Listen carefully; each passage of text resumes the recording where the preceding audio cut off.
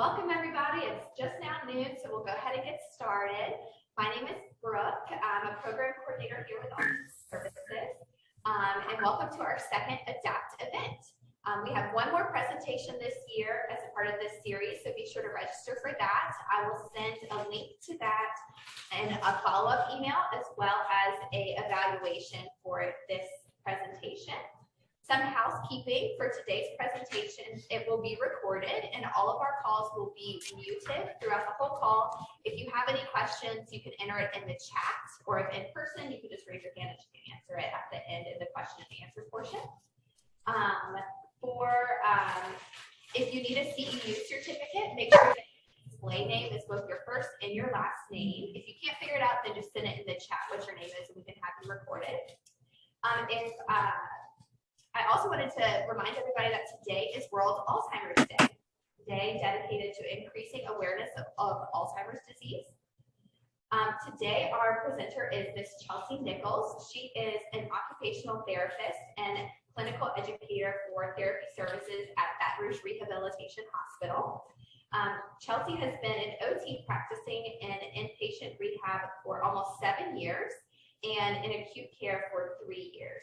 She has participated in and completed extensive training in specialty areas of practice such as spinal cord and brain injury rehabilitation, management of neurogenic bowel and bladder and neurological populations, electrical stimulation, and in clinical education. She is a member of several clinical specialty teams at Baton Rouge Rehab, including the service line team for amputee limb loss, spinal cord injury, and brain injury. In her practice, she has been working with patients with a wide variety of memory disorders, including Alzheimer's disease and other forms of dementia. She works closely with her patients and their support teams to develop adapted and structured routines to maximize independence, efficiency, and safety both in and outside of their home. So we are very thankful to have Ms. Ceu here today to help us learn about adaptive bathing and grooming. So I'll turn it over to you and we can get started. Thank you. All right, good. Well, I can skip my own introduction. But yes, my name is Ceu Nichols. I am an OT at Baton Rouge Rehab. I work in our inpatient therapy department. So in that role, I work primarily with our inpatient population, most of whom have undergone some type of surgery, traumatic accident, or neurological event.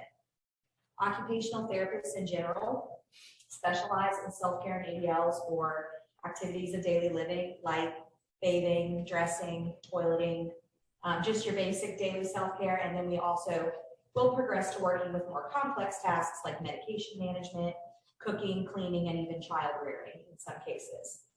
In the inpatient rehab setting, we frequently admit patients who, regardless of their admitting diagnoses, are also in various stages of memory loss and regression due to diseases like Alzheimer's, Parkinson's, chronic brain injury, or any other form of dementia.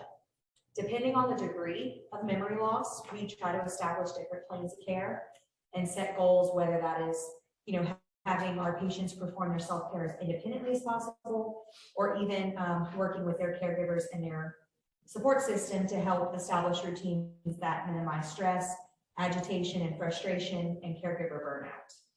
My goal today is to provide some practical strategies and tips for working with patients in all stages of the disease progression.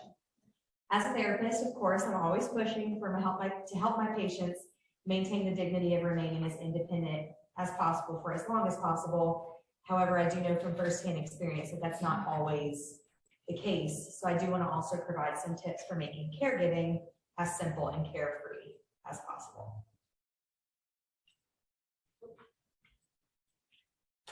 So today, we're going to talk about some different ways to structure ADLs and then also interact with your loved one to try to maximize efficiency, independence when possible, and most importantly, comfort for both the individual and yourself as their caregiver or loved one. First and foremost, safety should always be the #1 priority in the performance of ADLs with anyone with a progressive neurological disease like Alzheimer's. Research into Alzheimer's and other forms of dementia has shown us that at a certain point, learning new behaviors and skills becomes difficult long before losing the ability to perform skills that already exist. So people might lose the ability to learn a new recipe or be able to follow a new routine, but still be able to perform the basic daily things they've been doing their whole life, like bathing, dressing, going to the bathroom. And that's a good thing. We try to maximize that as much as possible. So as an OT, I'm always going to push for maximizing that independence, and I'm going to push for improving skills, but I also understand that for people living with memory disorders, there is a bit of a ceiling on the ability to learn new skills. If your loved one has progressed to some kind of like the middle to late stages of the disease, more assistance is likely going to be required to safely complete most of these self-care tasks.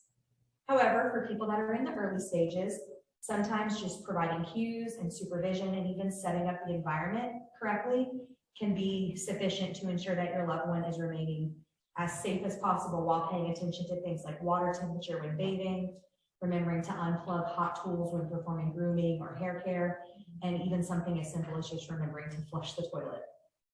Paying close attention to your loved one on a day-to-day basis is going to be critical for ensuring that you're providing adequate supervision and assistance based on how they're doing that day, not just how they normally do or how they do on their good days. We'll talk more about this when we break down the individual ADLs, but as an OT, I'm also an expert on determining the need for and then making recommendations for environmental modifications and adaptive equipment that can both maximize safety and efficiency. So later I'll give some suggestions on specific equipment and some modification strategies to make that might work for you and your loved one in your home environment. And finally, while today we're obviously going to be emphasizing safety for the individual living with Alzheimer's, I do also want to emphasize how important it is to ensure the safety and comfort of the caregiver as well. Studies have shown that caregiver burnout can lead to some pretty serious issues like depression, anxiety, and even physical harm and deterioration. At the end of this presentation, I'll provide a few tips and some education on body mechanics and some self-care strategies to try to minimize that risk. One of the most important components of setting up success with the performance of any ADLs or self-care is the environment itself, okay? The room or the location in which we engage in our self-care can potentially contribute to anxiety, agitation, frustration, disorganization, or it can be a place that is safe, secure, comfortable, and familiar. These are just a few basic ideas and easily implemented strategies to try to set yourself and your loved one up for as much success as possible. These can apply to any room in the house, not just the bedroom and bathroom, where ADL, like basic self-care is being performed. You can apply these strategies in the kitchen, in the living room, if you want to assist your loved one with cooking or performing leisure activities. We're just going to focus today on the bathroom, obviously. So first of all, visual deficits are commonly reported either directly related to or as kind of just a comorbidity of people living with Alzheimer's.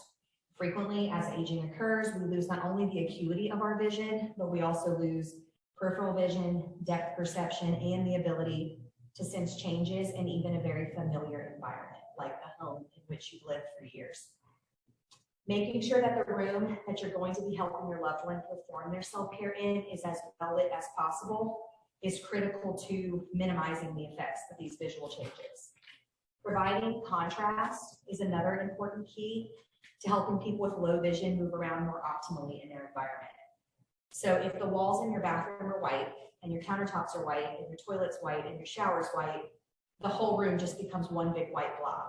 So getting some brightly colored red, yellow, pink duct tape and lining like the edges of the shower or lining around the commode or the counter space can really help your loved one to not only identify these thresholds, but also hopefully navigate them more safely without falling or tripping over something that's in part of the environment that they just can't see. You can also try to use dark or different colored toiletries and towels to help set those things apart from the background. What we'll see a lot is, I'll go on a home eval, and like I said, everything in the bathroom is white, and then you go into the white ceramic or tile shower, and there's a white bar of soap sitting on a white soap dish, and a white wash rag hanging on a white towel rod, and all of a sudden everything is just white. And not only that puts the patient or the loved one in a position where they're not only unable to locate the items they need, but they're getting frustrated because they're cold and they're in the shower and they can't find their towel to dry off. So getting dark colored towels or dial soap is what I usually recommend, because it's that nice bright green color. Making sure the shampoos and conditioners, if they are light colored, that they're either in dark colored, in different colored shampoo and conditioner containers, or putting them into separate containers can go a long way in helping people feel a little bit more in control of their environment in a shower. Clutter is another major risk for falls and harm, especially in smaller, more condensed rooms like bedrooms and bathrooms. So we want to try to remove all rugs, throw pillows, lamps, cords, basically anything that can become a trip hazard within that room. If you need a mat outside the shower, which most people do, because nobody wants to step out of a cold shower onto a cold tile floor, I usually recommend like those silicone mats that come into contact directly with the floor. They stay in place no matter how much pressure you put on them. But I understand that for some people, having a nice cozy shag rug is very important.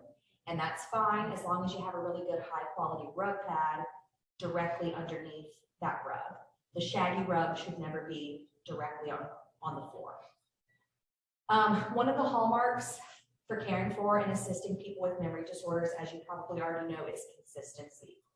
As OTs, we focus a lot on habits, goals, and routine because we understand the value that this can have on empowering someone to feel more in control of their daily life and allow them to operate more independently within those routines. Performing self-care tasks around the same time each day, ideally during the best time of the day for an individual, can help to build some root memory and try to minimize stress and agitation that can arise as a result of confusion or disruptions to the established norms. I think we all know, for people especially in the later stages of memory loss, that there are good times and bad times of the day. A lot of patients will have sundowning, so in the afternoons, they might be a little bit more confused, they might be a little bit more restless. That might not be the best time to attempt bathing or other types of tasks like that. Maybe the mornings aren't great if they're kind of one of those kind of slow to rise people. So finding the best time of the day where your loved one is the most active, the most engaged, the most oriented, and making that the time that you perform daily routines is going to go a long way in allowing your loved one to be as independent as possible. It's also ideal to try to perform these tasks in the same location and sequence that the person is familiar with in the time in which they're existing. If your loved one was a plant worker who often woke up at 4 a.m. to take a shower, unfortunately, that may end up being the best routine for you. Not ideal for you as a caregiver, but maybe better for you in the long run. You know, even if they've been retired for decades, because as we all know, people with memory disorders aren't always existing and operating in the here and now. Finally, setting up the environment prior to the performance of any self-care tasks or hygiene tasks can not only make the routine more manageable and efficient for you as a caregiver, but also for your loved one, especially if they're going to be performing any part of the self-care routine independently. One of the things that we often see as a deficit in people with advanced memory loss is a lack of initiation or the ability to sequence and progress through multiple steps of an activity. So having the necessary items to perform, say, a grooming routine all laid out in order can help your loved one to identify not only what steps comes next, but also to enable them to perform the routine more intuitively, which can hopefully help them feel more independent and more organized. As I'm sure you're all well aware, we don't always communicate with people with memory loss in the way that we did before their diagnosis. As I said earlier, sometimes they're briefly or even, unfortunately, consistently existing in an entirely different stage of life or time period, and best practice has told us over and over again that we shouldn't be trying to reorient them or correct them into the correct time frame at a certain point. It's better to just live and connect with them as if you're also in that time frame. That can actually end up being a good tool for assisting your loved one through a self-care routine, especially if they were very independent. Like say now they feel like I can't do any of this myself because I'm 85 and I'm whatever. But if in their head they're 32 and they're living life, then all of a sudden, oh, actually I can do this more independently, and you can kind of use that to your advantage. But when you are working with a loved one through these basic ADLs, it's important to make sure that you're not over-cueing or over-correcting, but providing short, to the point, really supportive cues, especially if you notice that they're being unsafe. So what you have to try to remember is that, say your loved one gets in the shower and they crank the hot water all the way up. Instead of being like, whoa, whoa, whoa, I've told you this a million times, don't turn that water on first. To them, that's the first time that they're hearing that. You might have said it every day, but they aren't necessarily remembering that. So in their mind, that's a massive overreaction, and they're going to react in that similar elevated tone. As hard as it is, I know I have a 5-year-old. I know how hard it is to tell them the same thing over and over and over again, but you have to try to kind of take yourself out of the situation and remember that if you can separate from the frustration and just say, let's turn on the other water first. Let's do this, let's do that. Provide supportive, helpful cues instead of negative, like punitive type cues. That can go a long way to making them feel more supported in that moment, which might make the whole routine go a little bit smoother. I also try to take it one step at a time when I'm working with my patients that have memory disorders. So I'll start with something really simple, like, okay, I want you to get out of the bed now. And then I'll move to, why don't you pick out an outfit for the day? And sometimes I'll only provide like 2 or 3 options if they can become easily overwhelmed by a multitude of choices. Then I'll try to break it down even further by giving them step-by-step instructions to brush their teeth, bathe, fix their hair if necessary, but I just take it one step at a time instead of saying, okay, we're gonna get out of bed, pick out an outfit, take a shower, and then after that, we'll brush your teeth. All of that's gonna get lost in the shuffle as soon as they start getting up on the side of the bed.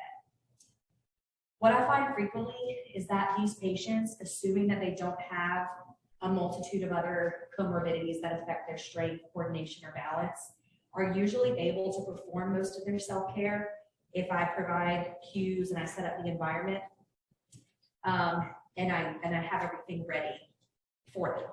Of course, this isn't always going to be the case. Sometimes people will have severe arthritis, they may have suffered a stroke, any other kind of thing that can contribute to them having more weakness might require you to provide more assistance for those patients or individuals. But I still always try to make sure that I'm talking them through what I'm doing and why, in order to give them a chance to provide feedback, and also try to improve their comfort in what can be a pretty delicate or sensitive task like bathing or toileting. Another key feature and usually pretty limiting effect of dementia that we see a lot is physical and cognitive fatigue. So one of the things I see often as an OT that really limits my patients' ability to not only care for themselves, but to do so on a daily basis. Like they might have enough energy to brush their teeth, but then they're so tired that they can't get in the shower and take a bath. Or maybe they go through the whole routine one day, but they're so wiped out the next day that they can't do it as successfully. So energy conservation is a principle that I teach probably daily to my patients with many diagnoses to help them overcome this barrier and then hopefully be able to tolerate more activity and then decrease their risk of suffering from additional fatigue or falls. Energy conservation is driven by 3 main principles, or the 3 Ps: planning, prioritizing, and pacing. Okay? So knowing what is scheduled for that day or even the following day can allow both individuals living with Alzheimer's and their caregivers to make a plan about when is the best time to attempt self-care. While performing self-care at the same time is ideal, as I've already stressed, that can sometimes conflict with things like doctor's appointments, therapy, or other timed obligations, especially ones that are occurring outside of the home. Scheduling out a time to perform higher level, more energy expensive tasks like bathing can help you avoid running into a situation where you're trying to rush through a shower in order to get someone out the door on time to go to dinner or a scheduled appointment. Rushing through self-care can not only increase the risk for fatigue, but falls and injury as well. Prioritizing is another important step. For instance, if fatigue is a major issue, then don't plan to perform those energy expensive tasks like bathing on days in which you have a ton of other things scheduled. It's really not going to be wise to use up all of your energy taking a shower and then try to head to 3 back-to-back doctor's appointments or vice versa. We don't want to be putting someone in a shower after they've had a long, grueling day, because that can further exacerbate their fatigue, which can cause increased agitation, restlessness, frustration, and further increase the risk for falls or injury. It can also put the caregiver in a situation where you're required to perform or provide more assistance than you might necessarily need to, which if that happens regularly can really become a major problem for your own health. Finally, pacing. So I always tell my patients, unless their house is on fire, there is absolutely no need to rush through a self-care routine. Performing a daily hygiene and self-care routine should be manageable and time efficient, but never rushed. If there's a lot going on that day and you feel like you're gonna have to rush through the shower to get dressed and out the door on time, then skip the shower that day and just wash up at the sink. Or even better, pay attention to that the day before and do the shower before they go to bed, so you don't have to rush through it in the morning. Quality sleep is also going to be critical for maintaining an appropriate level of energy to be able to perform daily self-care. So you can follow some basic sleep hygiene strategies with your loved ones, such as keeping bed and wake times consistent each day, regardless of the daily schedule. So sleeping in a dark environment, limiting blue light or screen time before bed, and potentially even using like a sound machine can really help to create a sleep environment that is conducive for quality rest, not just restless sleep, which is what we see a lot in really overstimulating environments. We always want to try to limit sugar and caffeine intake throughout the day, but certainly in those hours, the afternoon, and those several hours before bedtime. You also really want to try to restrict any eating or drinking 1 to 2 hours before bedtime, and always encourage the individual to try to go to the bathroom before they go to bed, even if they feel like they don't need to. It's kind of similar to how you might do with like a toddler. Go to the potty now so that it limits how much you're trying to get up during the night to go to the bathroom, because this can really disrupt good sleep quality. But I'm telling you, 50% of my hip fracture patients are because they fell in the middle of the night trying to go to the bathroom. I don't know what it is about the nighttime, but those falls seem to be the ones that fracture hips. They never turn out well. For some individuals, medication might end up being necessary to establish a good sleep routine, but obviously that should be discussed with and closely monitored by a physician. So this one might seem pretty obvious, but for me, it's worth discussing for a minute. As an OT who's frequently helping people regain independence in things like bathing, dressing, clothing, I often get a little bit tied up in trying to stick to a schedule, providing close supervision for safety, or even just monitoring progress, that I forget that I'm working with a human being who has thoughts about modesty and feelings about the situation and is likely much more conscious of my presence than I am of theirs, okay? When working with or providing care to the same people every day, I often it becomes easy to forget the basic fact that, and not take the extra steps to make sure that they feel respected and dignified in everything that we're doing. I always try to double check myself and ask, is this something that I actually need to be doing for this person, or am I just doing it out of convenience for myself and my time, okay? Especially when it comes to bathing, that's a big one. Just taking the extra time to ask your loved one, is this something you would like to attempt to do for yourself, can allow them to feel more empowered and included in their self-care instead of being dismissed and ignored and cared upon. I always offer modesty whenever possible, whether that's closing the shower curtain or the shower door and remaining on the outside if that is a safe option. If it's not, and I need to be right there with them to prevent them from doing something incredibly unsafe, I'll offer them a towel to keep in their lap or across their chest, or just turn around during the performance of certain parts of the activity, whatever I need to make them feel more comfortable in that environment. So don't get so caught up in efficiency and safety and timing that you forget that privacy and modesty are just as important. Always try to put yourself in their shoes and think, what about this situation would make me feel uncomfortable, and what might make me feel better if I were the one in this situation? Just following that one simple thought process and principle can go a really long way in helping to build mutual respect and understanding of the circumstances that surround the performance of ADLs. At the same time, always offer your loved one a choice when possible. Showering daily is not necessarily an absolute necessity. Unless you're worried about infection or there's like true uncleanliness happening if they don't shower every day, allow them to decline bathing if that seems really important to them that day. If they're not going anywhere, you don't necessarily have to get them in a shower if they're kind of having a rough All right, so we talked a lot about the individuals, but now I want to talk a little bit about the caregivers.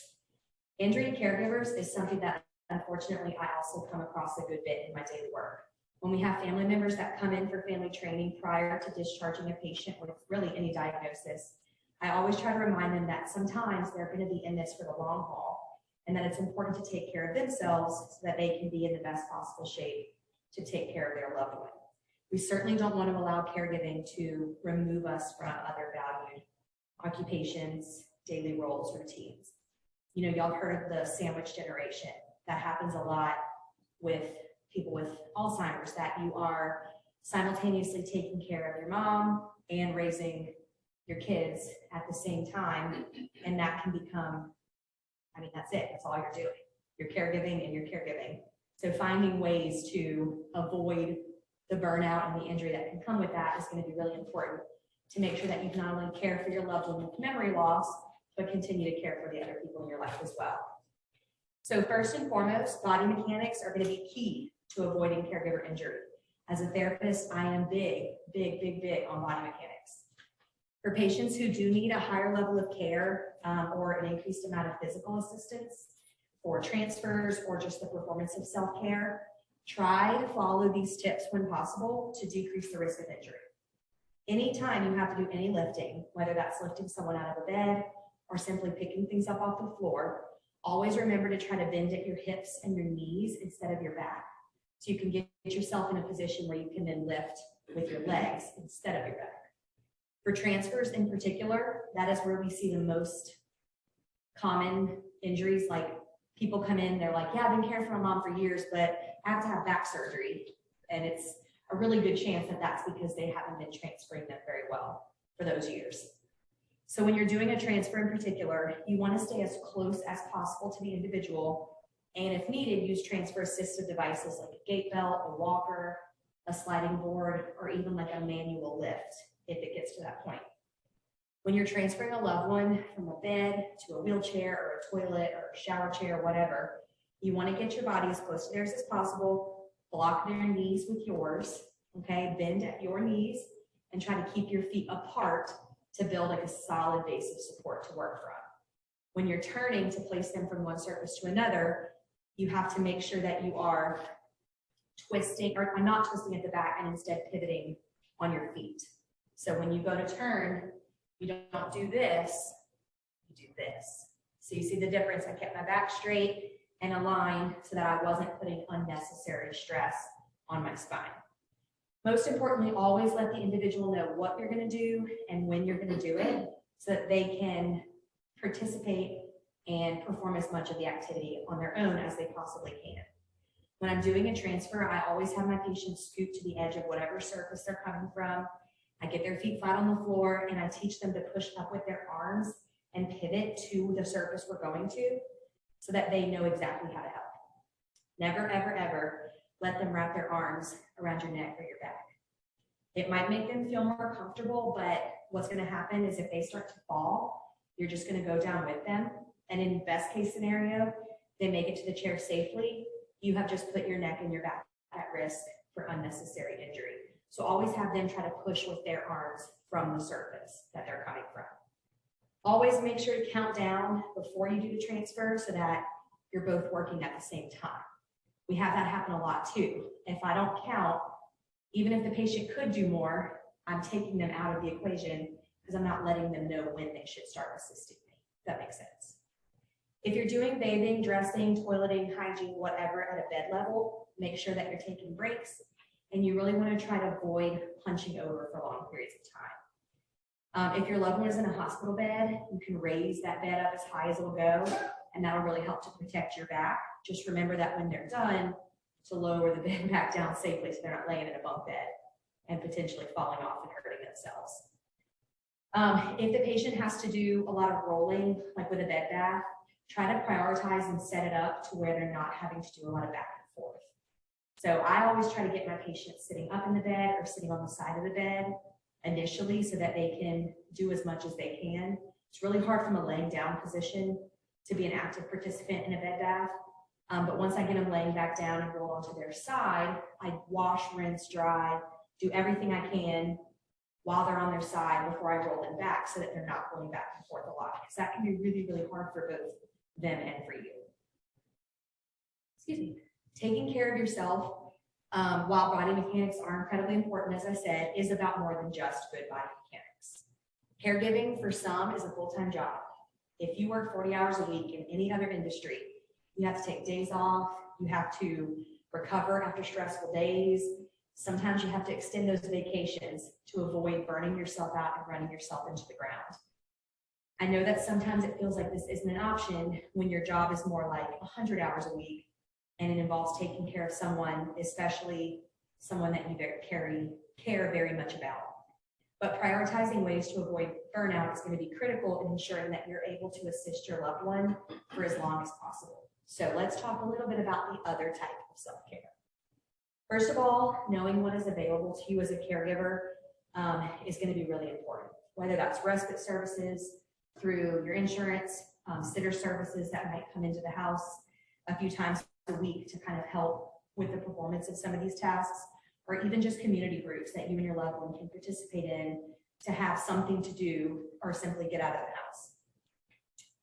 Groups like Alzheimer's Services in the capital area are invaluable resources in this area to connect you to your options both locally and virtually. You know, this is COVID era. We're doing a lot more online, which can be helpful in a lot of ways, but has probably decreased the amount of community support that people have felt normally. So finding good virtual options that allow you to still feel like you're part of a community can go a long way.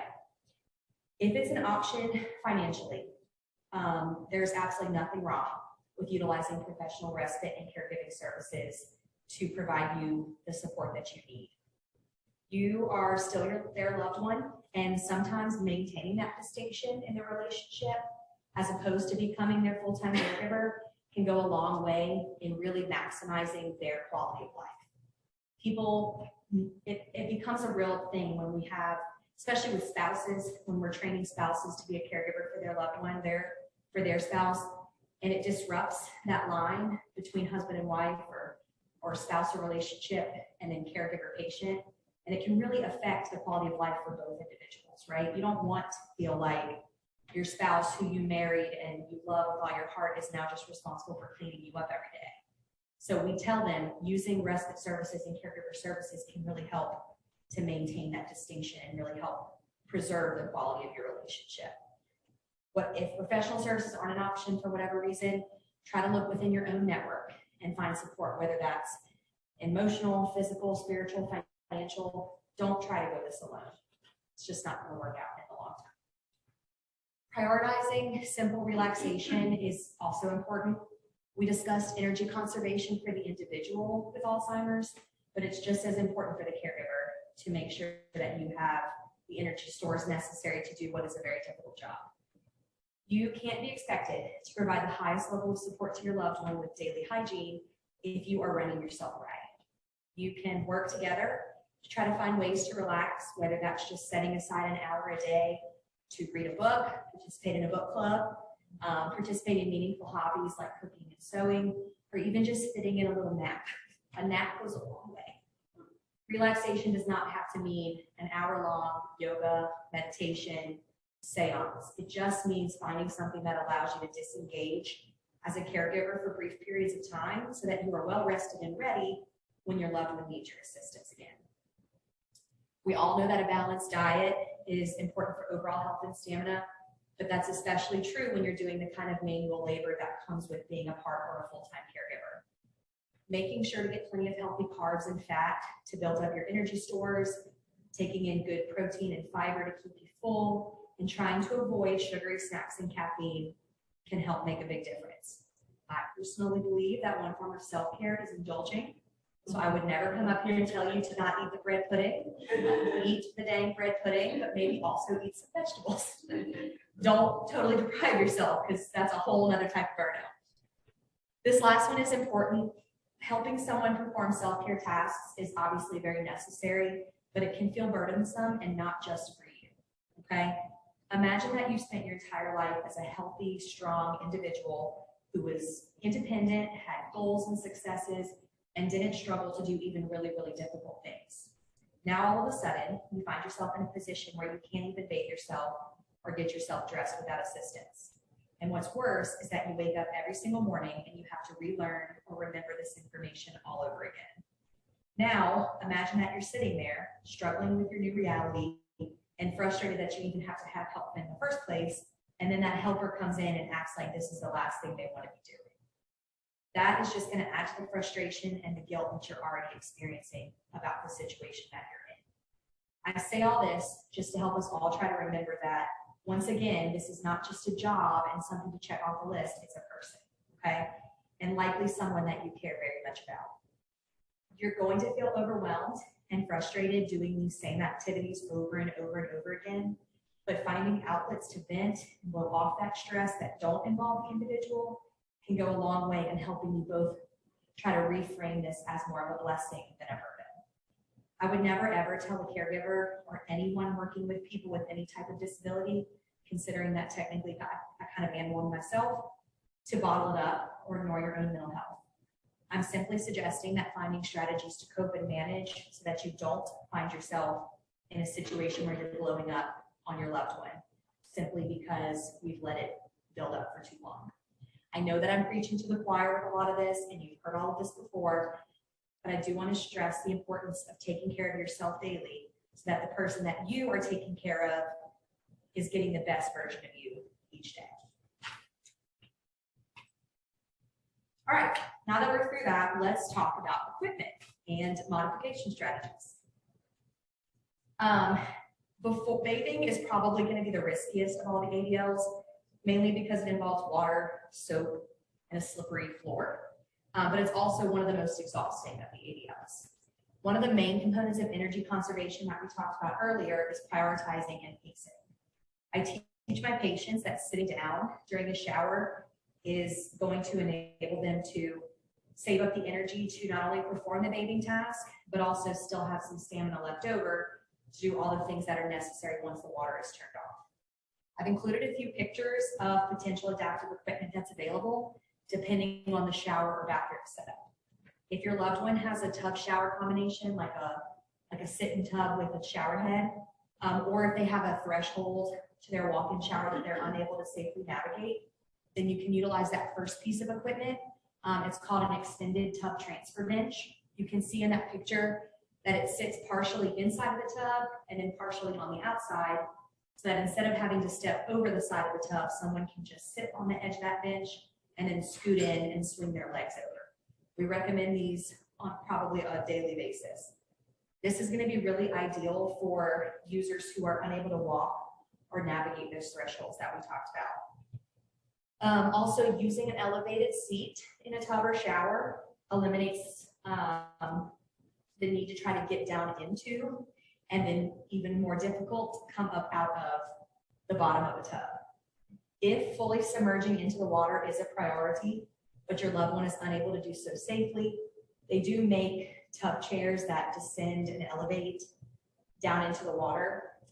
These are incredibly expensive. Yeah, like I don't think I've ever found one cheaper than like $2,000. Yeah, and they still require the ability to be able to step over the side of the tub. They don't make them like that.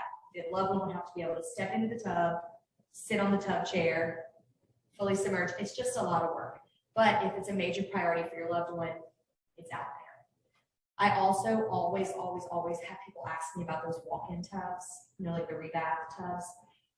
As an OT, I don't like them because they are not very safe and they require a pretty decent amount of cognitive ability to make sure you're not going to set it to boiling hot water, make sure it's drained appropriately before you try to open the door and get in or out.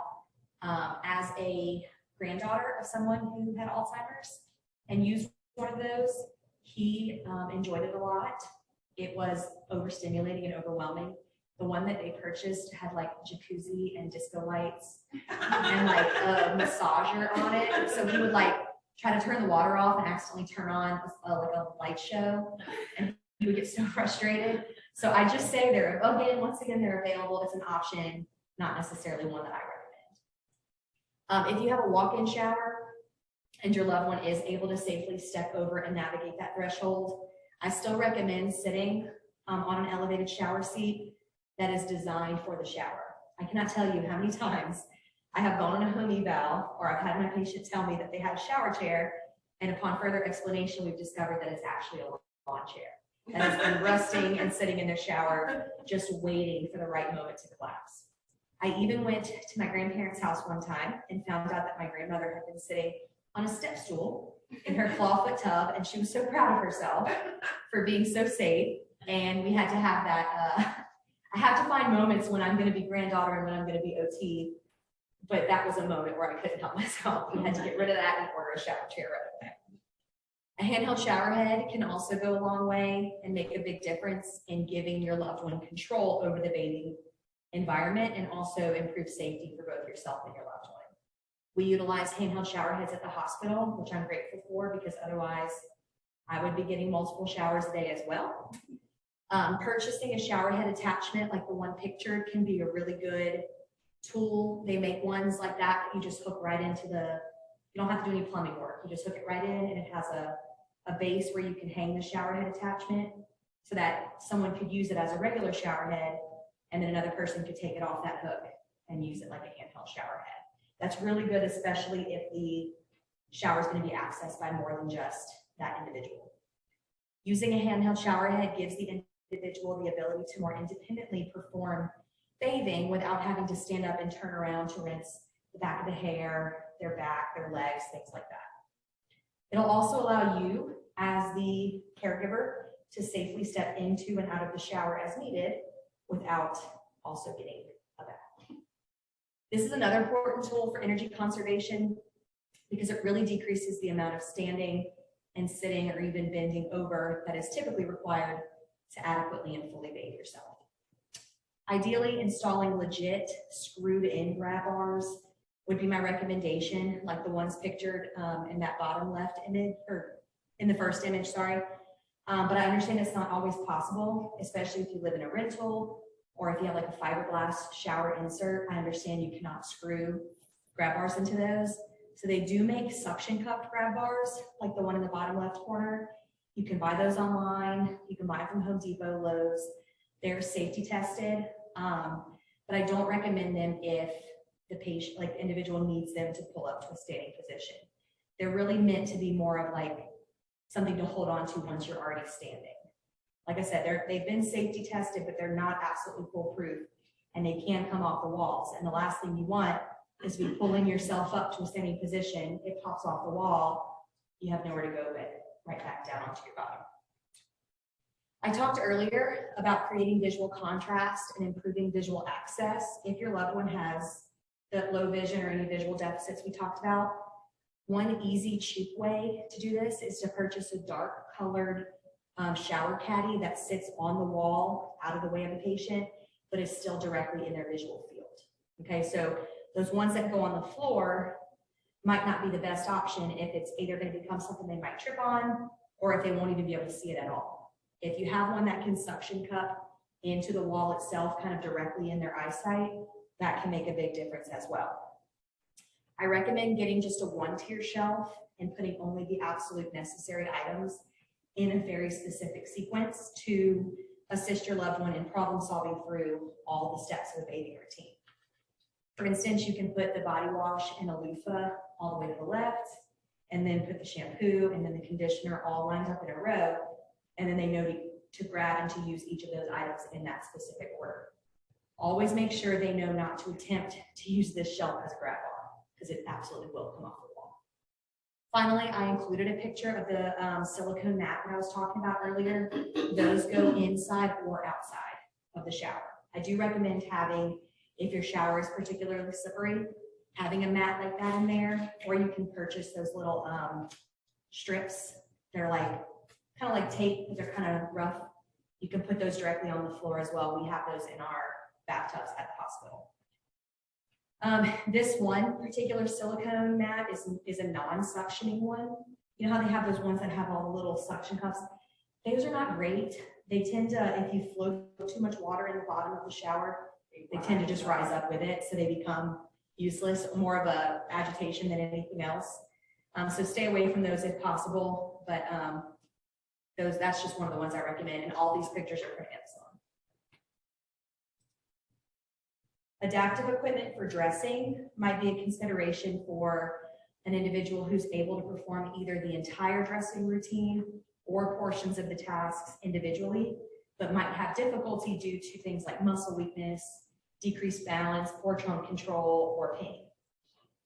Truthfully, these devices do require someone with fairly decent cognition and memory who is capable of learning a new skill and then also remembering to implement it at the appropriate times.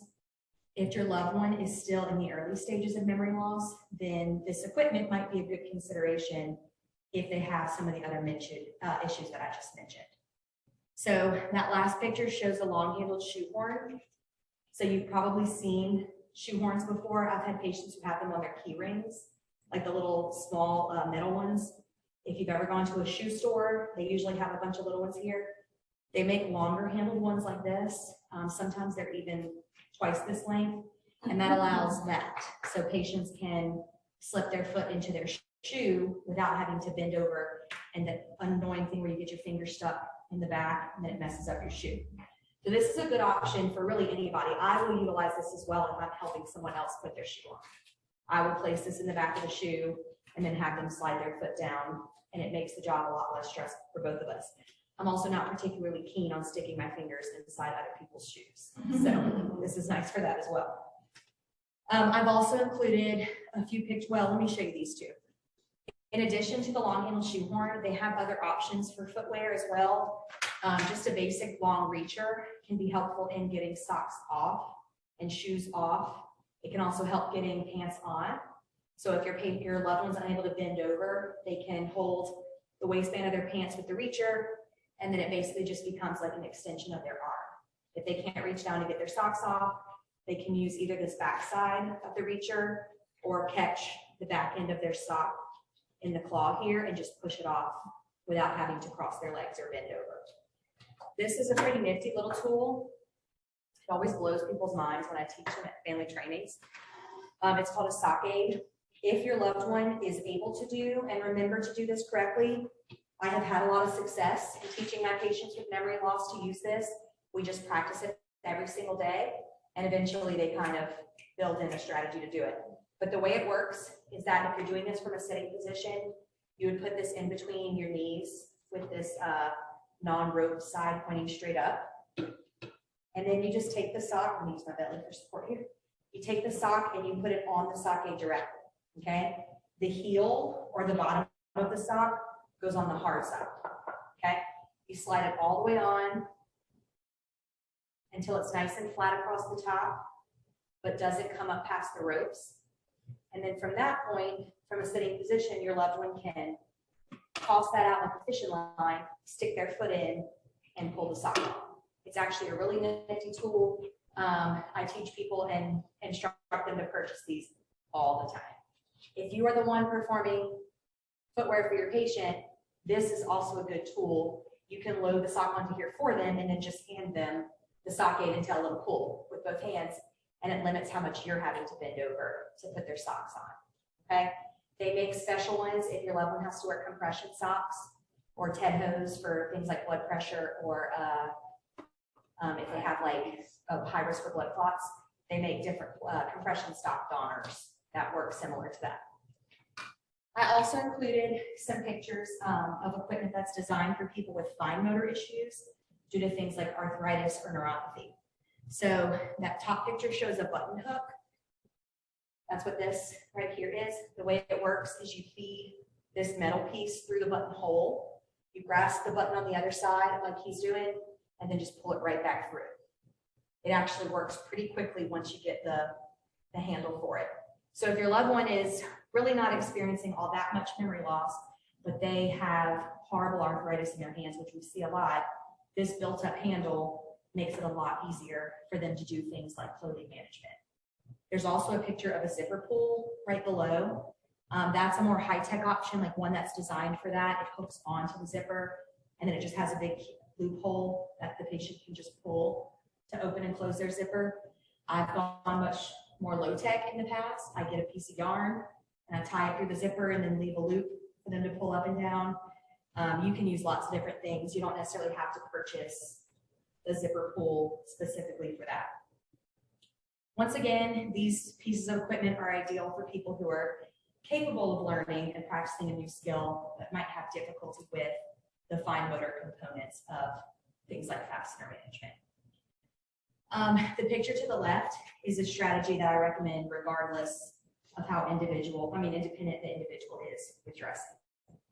Utilizing some kind of organizational strategy similar to like a weekly pill box can help to eliminate stress in your routine. It also helps you to ensure that you have enough clean laundry to make it through the week, and also potentially allow your loved one to dress themselves more independently if they are safe and able to do so.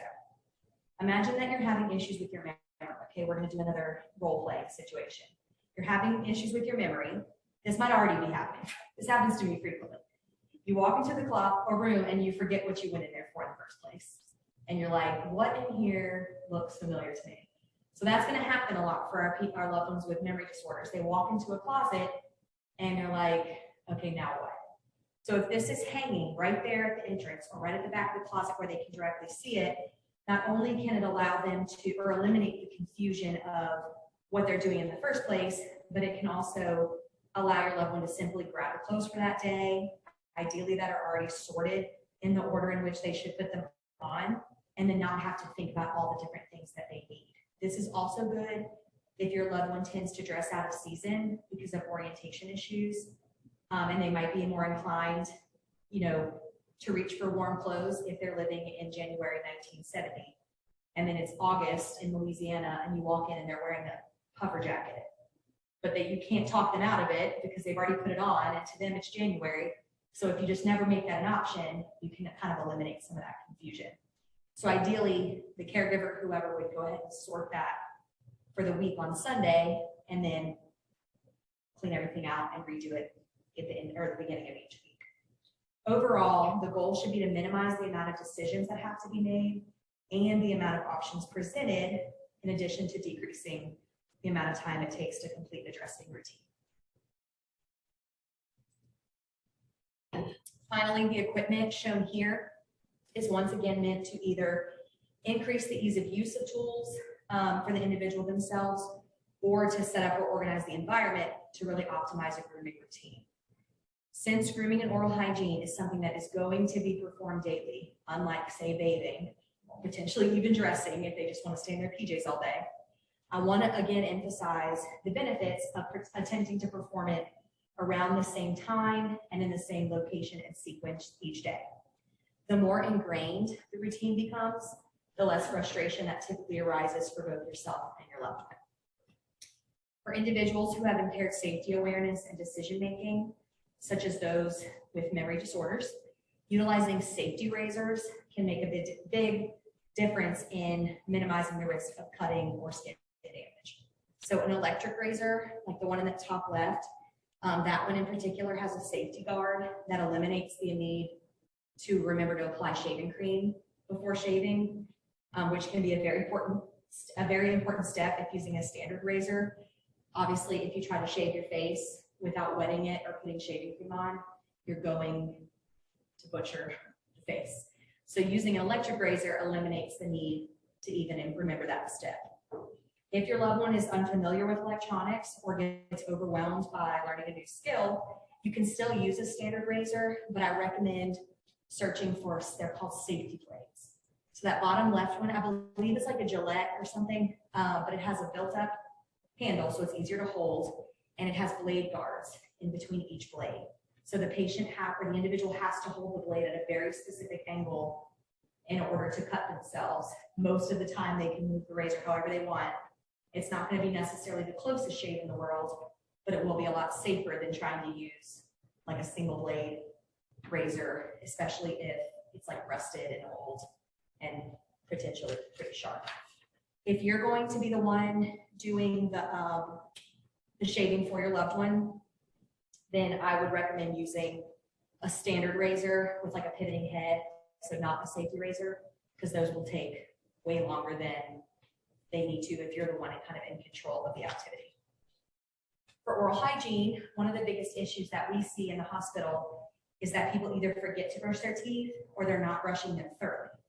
So a strategy that I've used pretty successfully with patients who have poor temporal awareness or the awareness of how much time has passed. I give them something to be able to self-monitor that time. Kitchen timers are an option, but they're going to require the individual to remember to not only set the timer for the correct amount of time, but also to even just utilize them in the first place. What I've always had the best luck with is using an old-fashioned sand timer or hourglass. You can buy those on Amazon that are set for like specific amounts of time. So if you go on Amazon and you search brushing teeth timer, they make them, they're usually cute. They have like little teeth shapes instead of circles, but they have enough sand in them to take 2 to 3 minutes. So a regular sand timer is probably going to be more like 30 seconds to a minute, which is obviously not going to be enough time. But if you go and search for ones, we have a few at the hospital. When they flip it over, that sand is going to run for 2 minutes, and they know they should keep brushing until the sand runs out. It's been a pretty effective tool for us. We keep really brightly colored ones again for the contrast so that it draws their attention and reminds them to even flip it over. We also try to keep it right next to the toothbrush and toothpaste so that it kind of triggers their memory. For those individuals that we discussed earlier who may be able to cognitively complete their self-care tasks but lack the dexterity or the fine motor coordination to do so, can benefit from the use of built-up handles for things like toothbrushes or razors. So these, they're designed specifically, they come on like a really long tube, and you can cut them to whatever length you need them to be. But you can put this, I don't have a good option, but you can put this on pretty much anything, and you just slide it on, and it builds up the handle to make it softer and easier to grip. So we'll recommend this a lot for toothbrushes, razors, eating utensils, writing utensils. They come in lots of different sizes of the inner tube diameter. And if you just keep those around the house, then you can stick them on frequently used items and make it easier and less painful for your loved one to grip and hold on to like smaller tools. Finally, as I've emphasized plenty today, organization is key to minimizing the stress of any type of routine. Having a specific drawer or even a location on the counter for all of the grooming and oral hygiene equipment can go a long way in promoting independent performance of these tasks for someone with a memory disorder. So you want to attempt to lay out all the items in a reasonably intuitive sequence to enable the individual to progress through each task without having to repeat steps or work backwards. So you can see that set up there. They have, I mean, it's not great because they don't have the toothbrush in there, but you would have like the toothbrush, toothpaste, flosser, mouthwash, hairbrush, whatever sequence that they normally perform their grooming in, go ahead and have it laid out kind of in that order. Once again, I cannot overstate enough how important it is to keep everything consistent when it comes to the performance of any type of self-care routine. Having a place and a time for each activity can allow you to craft a daily schedule that works around this routine and creates a sense of habituation in your loved one to minimize the chance that they will be resistant to this routine. Because there's nothing worse than trying to brush the teeth of someone who does not want to be having your teeth brushed. You will get bit. That's all I have. Any questions? Definitely from the chat. Anybody here have any questions? I have a couple of questions just as I figure some people might, we can wait on the chat too. Where would you suggest getting a lot of this equipment? Is there a particular store? No, I always recommend Amazon. There, a lot of this stuff you can find at Walmart, or I shouldn't say a lot. Some of it you can find at Walmart and in pharmacies, but it's always going to cost like 20 to 30% more every single time. Like a shower chair on Amazon is like $35.99. That exact same chair at Walgreens is like $85. So I don't know why. I don't know if it's just a convenience, I guess, of being in the store, just retail markup. But I always recommend and teach my patients how to even utilize those online distributors. If you don't have an Amazon Prime membership, because that makes a big difference in the shipping costs, you can order almost all this same stuff on Walmart.com for the same cheap prices, and they offer free shipping pretty much on anything over like $30, no matter whether or not you're a member of the membership. Another question, someone needs a large mat for their shower. Do you recommend a particular one? No. Or just a silicone one? Just a silicone one. The one that I showed earlier, let me see if I can get back to that one. Is actually, sometimes it'll come on like a roll like this, and you can cut it to whatever length you need it to be. You can go and get that at Bed Bath & Beyond. Yeah, they sell them there. I think they have them at like Home Depot and Lowe's as well. Once again, you're probably going to pay a little bit more in the store, but for some people that convenience is worth it. It is 1 o'clock, just a couple more questions. Okay. Is there a particular brand or a name for the gripper, or like how should they, the grip for the toothbrush or something? No, if you just go online and search built-up handle, you'll find different types of them here. I don't even know what brand this one is. I do whenever I'm doing like the hip kits and recommending these to patients. There's one on Amazon called, like, I think it's Rehabilitation Advantage. It's called the Economy Hip Kit. It's like $20, and it includes a long handled sponge, a reacher, a long shoehorn, and the socket, all for like $20, which is a pretty good deal. So that's the only one that I really have a specific brand that I recommend, and more just because I'm cheap. Okay. And we can also, for anybody in the Zoom, we can also send a link if you have a particular thing in mind, just email us and we're happy to send that to you. One last question I have. How can a person get a professional's opinion, like to come in their home, look at what they have currently that they're using and get modification suggestions? So that's a great question. If they're receiving any type of services, therapy, like home health, outpatient, inpatient, that's something that a therapist that is driving their plan of care can do. If they are not, I usually recommend that they ask their physician or ask like community resources about specific contractors. So I don't know, there used to be an OT here who, that was her job. She marketed herself as a home environment modification specialist. She retired, and I'm not sure if anybody cropped up in her place. But if they Google like adaptive home strategies or whatever, something might come up locally. But I can look into that and send any resources that I find. Wonderful presentation. Thank you so much. Thank you. Thank you for having me. Yes, ma'am.